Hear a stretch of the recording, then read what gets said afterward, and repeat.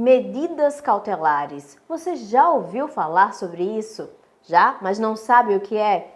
Hoje você vai ficar sabendo nesta edição do Beabá da Justiça. E quem vai explicar tudo sobre esse assunto é o juiz André Avancini, da 17ª Vara Criminal. Eu queria que o senhor explicasse o que são medidas cautelares. Bom, Camila, medidas cautelares são medidas que substituem a prisão. Em regra, de uma forma bem simples, bem didática, seriam isso.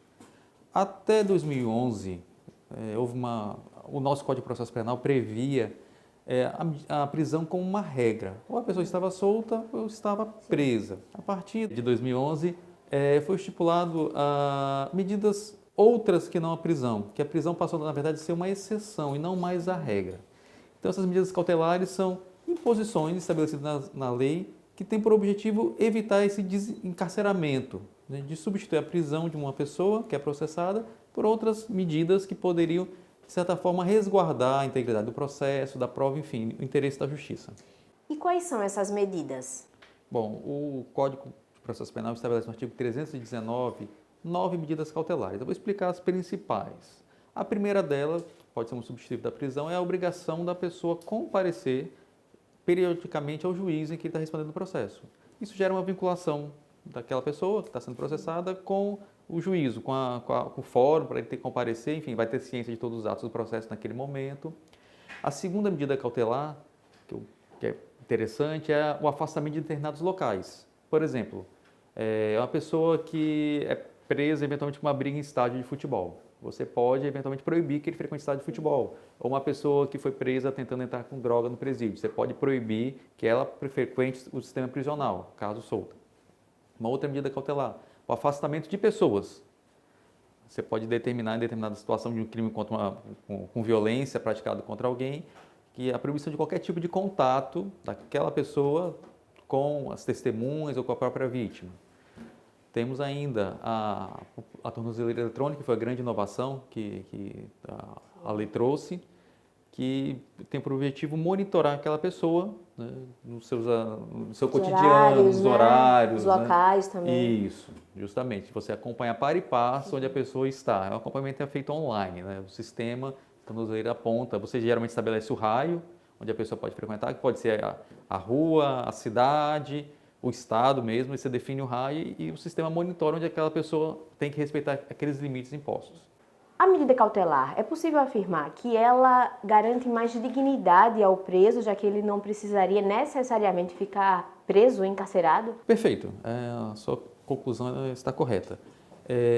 A prisão, como última, a medida mais extrema, ela só é necessária, que naturalmente nós sabemos a realidade do sistema carcerário, sabemos que muitas vezes os presídios não têm as condições adequadas.